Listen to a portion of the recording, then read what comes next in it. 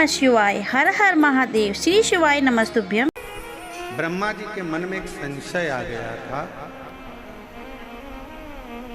चंचुला देवी कह रही हैं कि वो संशय कौन सा? ब्रह्मा जी ने संशय में ये कहा कि सृष्टि का रचना करता भी मैं हूँ, सृष्टि का पालन करता भी मैं हूँ और सृष्टि का संहार करता भी मैं, मेरे सिवाय कोई नहीं। कई लोगों के मन में ये एक गलत विचार आ जाता है कि जो कुछ कर रहे हैं वो हम ही कर रहे हैं। कई लोगों के मन में ये विचार आ जाता है कि जो कुछ कर रहे हैं वो केवल हम कर रहे हैं, दूसरा कोई नहीं कर रहा। ये गलत सोच। और मेरा आपकी कृपा से सब काम हो रहा है। कौन करता है? किसी की कोई सामर्थ्यता नहीं कि कोई कुछ कर ले। करने वाला तो एक है, वो मेरा देव अधिदेव महादेव है जो सब करता है। ब्रह्मा ब्रह्म लोक में है, भगवान विष्णु बैकुंठ लोक में है, और पृथ्वी का अगर कोई देव है, इस भूमंडल का अगर कोई देव नियुक्त किया गया है तो वो देव अधिदेव महादेव सुनता है। कथा कर रही है, ब्रह्मा जी का संशय था। आज के जमाने में लोगों का भी बहुत शंका होती है, बहुत संशय होते हैं। जब देखो जब कोई ना कोई नया संशय लेके लोग खड़े हो जाते हैं। संशय, और वो संशय था ब्रह्मा जी के अंदर जो शंका उत्पन्न हो गई थी कि मैं ही सब करता हूं। तुमरुका जी ने अपने प्रसंग में सुनाया, ब्रह्मा और भगवान विष्णु ने मिलकर एक पर्वत को घुमाना प्रारंभ करा और उसी में से शिवलिंग की आकृति प्रकट हो गई। वो अग्नि का खम्भ था, वो अग्नि का खम्भ शिवलिंग। और मेरी जीजियों, मेरे जीजाओं, मेरी बेटियों, बेटाओं, मेरी माताएं, मेरे भाई, मेरे पिता तुल्य बुजुर्ग जितने बैठे हैं, सबसे निवेदन करूं, जब आप भगवान शंकर के पार्थिव लिंग का निर्माण अपने घर पर करो, जब पार्थिव लिंग का निर्माण अपने घर में करो तो तुम ये विचार कर मत करना कि पार्थिव शिवलिंग तुम बना रहे हो। विचार ये करना कि इस पार्थिव शिवलिंग का निर्माण हम नहीं कर रहे, स्वयं ब्रह्मा और विष्णु भगवान शिव की कृपा से ये पार्थिव शिवलिंग का निर्माण कर रहे हैं। पार्थिव लिंग का निर्माण वो कर रहे हैं।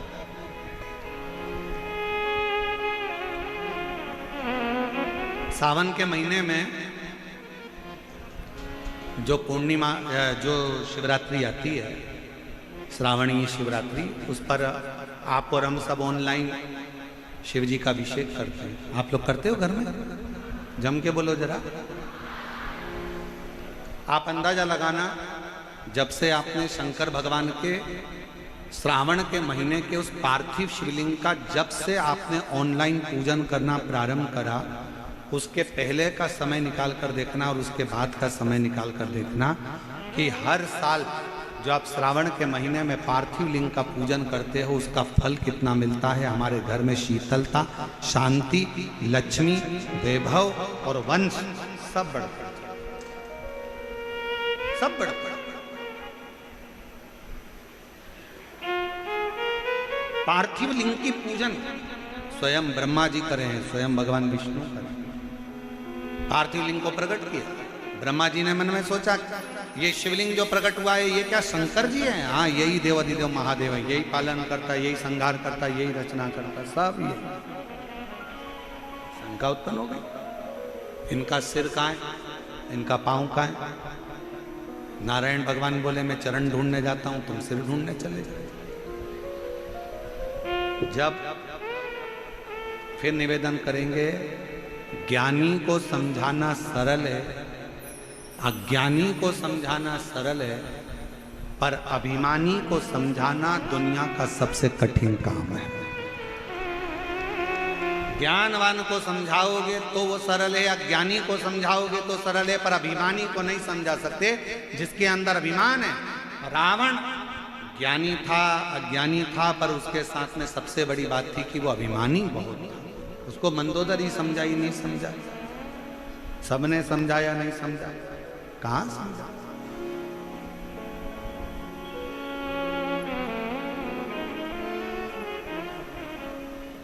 समझाओ, नहीं समझता। आप किसी को कह दो हमारा पड़ोसी हमें परेशान कर रहा है, और वो पड़ोसी को कितना भी समझा लो वो नहीं समझेगा, उसमें अभिमान हो सकता है। कोई रिश्तेदार है उसको कह दो भैया समझ जा, भैया क्यों माता बच्ची करता है, क्यों आपस में ऐसा करता है, तू हमारा होकर हमारे साथ ऐसा करता है, उसको समझाओगे नहीं समझे।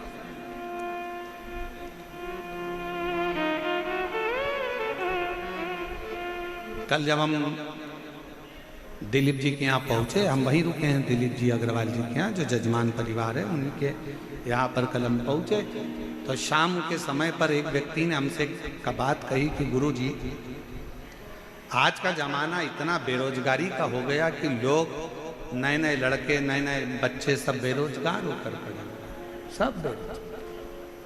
तो हमने उनसे कहा कि देखो भैया इंसान से ज्यादा बेरोजगार सांप हो गया। सांप, हमने कहा जो सांप होता है ना सर्प, वो इंसान से ज्यादा बेरोजगार हो गया, क्योंकि सांप का काम इंसान ने ले लिया तो सांप बेरोजगार हो गया। उन्होंने पूछा सांप का काम क्या होता है, हमने कहा डसने का। आज का आदमी को इतने डसने में लगा है कि सांप बेरोजगार हो गया और आदमी काम का हो गया।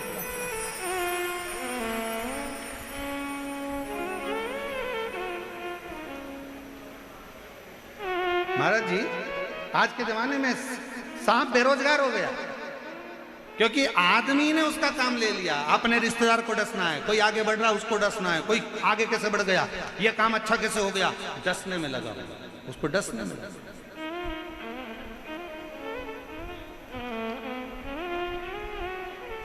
बेरोजगार हो गया बेचारा सांप, और आदमी रोजगार हो गया कि कोई आगे बढ़ रहा है उसको खींच लो, कोई आगे बढ़ रहा है उसका पांव खींच लो, कोई आगे जा रहा है उसको खींच कर लिया। ये क्या है? बल्कि प्रसन्न होना चाहिए, प्रसन्न का। अगर कोई आगे बढ़े ना तो सबसे ज्यादा खुशी आपको होना चाहिए कि आप अपने जीवन में कुछ अच्छा करो।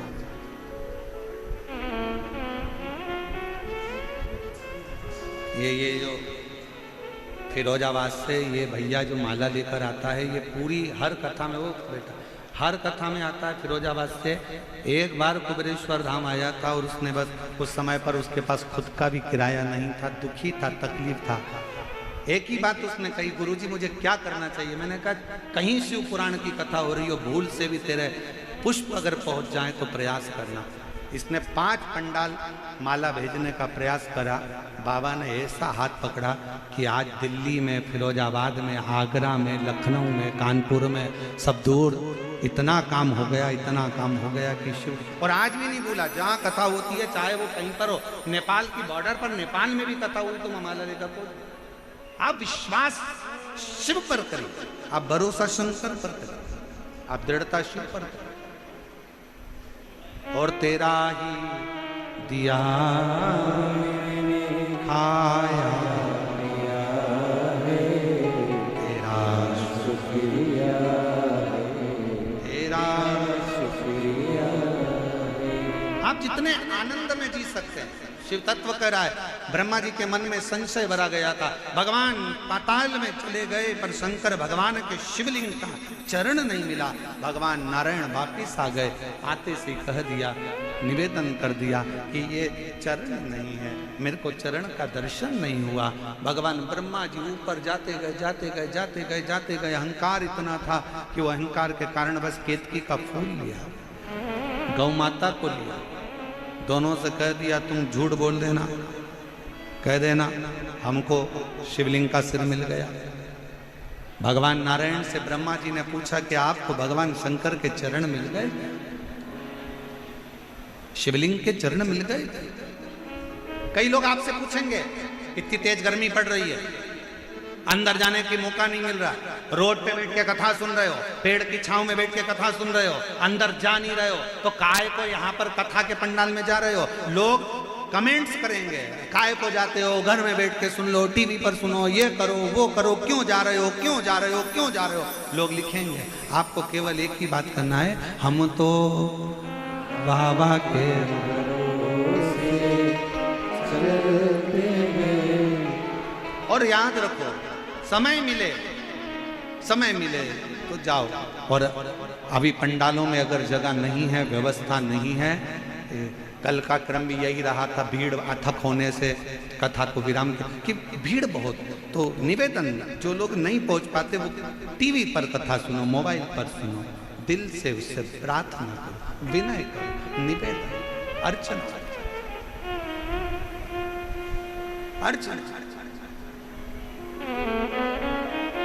उससे विनय। शिव कथा कर रही है,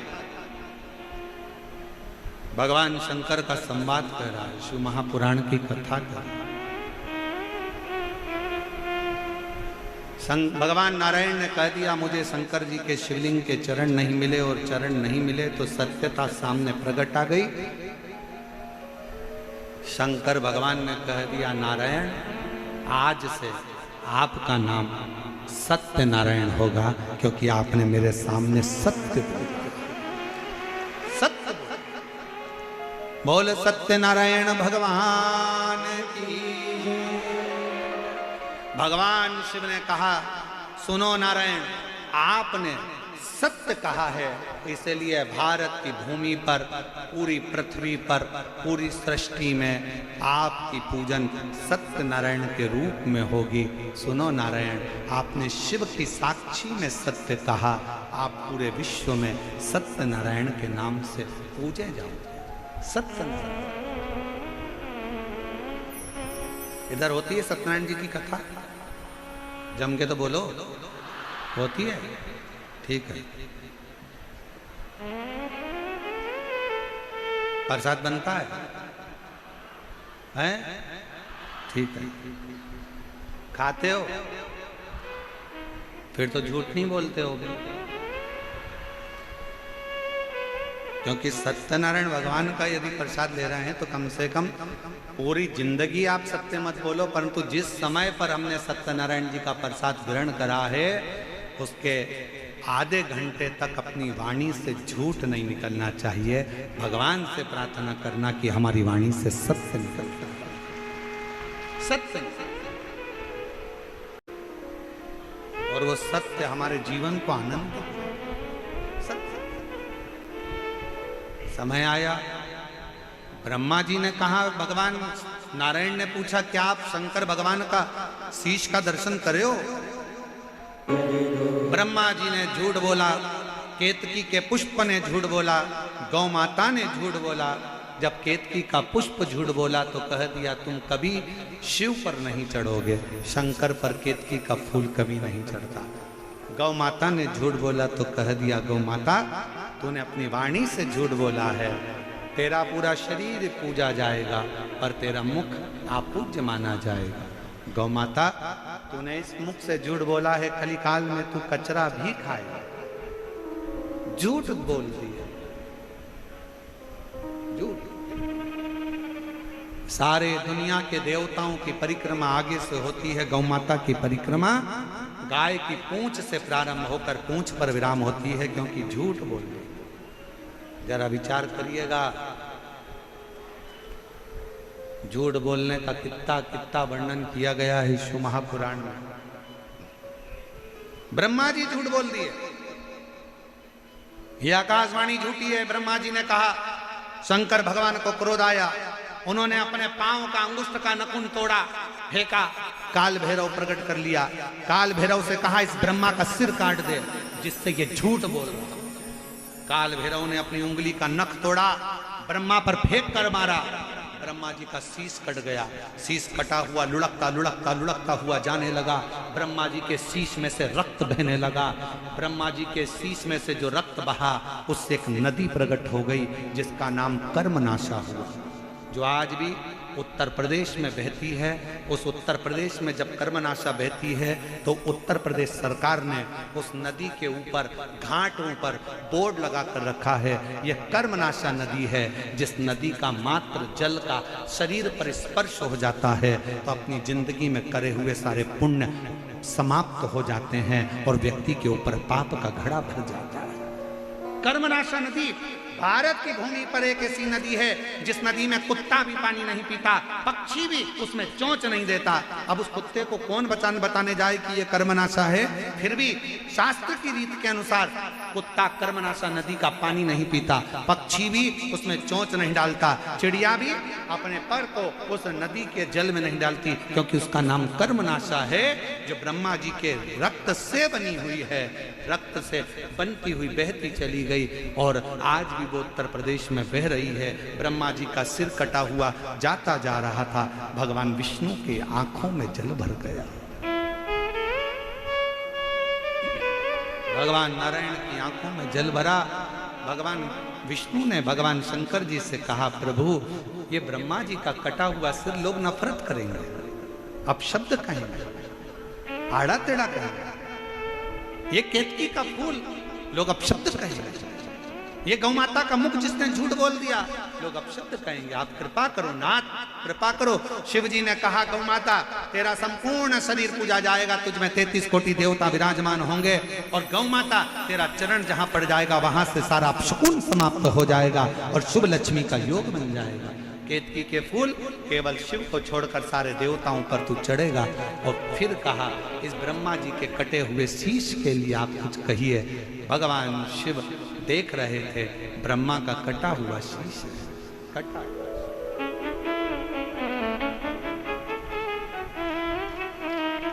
और तेरी कृपा का क्या है भरोसा, कब किस पर हो जाए जरा हम पर कर दो, जरा हम पर कर दो। जिस पर भी हो गई करुणा कृपा भव पार हुआ, भव पार हुआ। कितना भी पापी हो सबका ही बाबा उद्धार हुआ, उद्धार हुआ। गणिका जैसे मन को तुम्हारे भाई, जरा सी हम पर कर दो, जरा सी हम पर कर दो। तेरी कृपा का क्या है भरोसा, कब किस पर हो जाए जरा सी हम पर कर दो, जरा सी हम पर कर दो। तेरी कृपा का क्या है भरोसा, कब किस पर हो जाए जरा सी हम पर कर दो, जरा सी हम पर कर दो। आप उससे विनय कर सकते, आप उससे निवेदन कर सकते, आप उससे प्रार्थना कर सकते। ब्रह्मा जी का कटा हुआ सिर आप जोड़ दीजिए। शिव जी कहते हैं नहीं, ये ब्रह्मा जी का कटा शीश नहीं जोड़ूंगा, क्योंकि इसने झूठ बोला, असत्य, इसने झूठ बोला है, अपशब्द कहा है, असत्य कहा, इसको नहीं जोड़ सकते। फिर क्या होगा इस शीश का? अब बताओ, शंकर जैसा दुनिया में कौन हो सकता? कौन?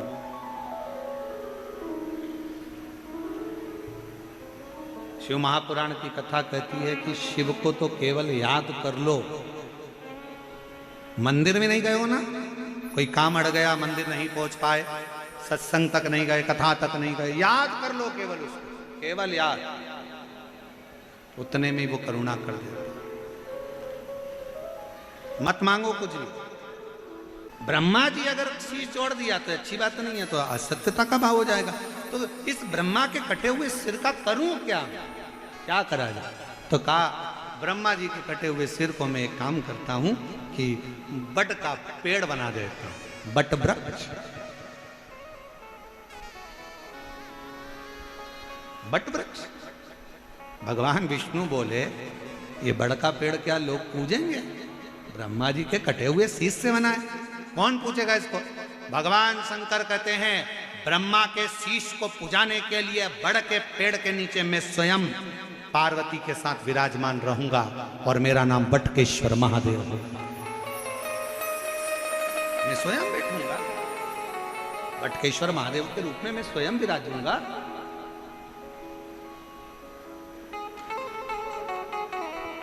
बटकेश्वर महादेव, भगवान शिव का पूरा परिवार शिवलिंग के अंदर विराजमान है। एक लोटा जल जब हम भगवान शिव जी को चढ़ाते हैं, 33 कोटि देवताओं को अलग अलग जल चढ़ाने की जरूरत। यहां तक शास्त्र कहता है, कई माताओं की आदत है, शंकर जी के मंदिर में जाती है ना, जब शिवलिंग में शिवालय में जब जाती है शिवलिंग के पास में, तो कई माताएं लोटा भर के जल ले जाएगी। पहले गणेश जी को चढ़ाएगी, पार्वती जी को चढ़ाएगी, कार्तिकेय को चढ़ाएगी, नंदी को चढ़ाएगी, फिर शंकर को चढ़ाएगी। मेरा निवेदन है, तुझ में रब बसता है यारा, मैं क्या करूं, एक ही जगह सब बसता है, एक ही जगह लोटा भर के जल शंकर जी के ऊपर चढ़ा दो, 33 कोटि देवताओं को प्राप्त हो जाता है। माँ जगत जननी को भी, गणेश जी को भी, कार्तिकेय को भी, अशोक सुंदरी को भी, नंदी को भी, सबको मिल जाए। आपको अलग से ढूंढने की जरूरत नहीं पड़ती।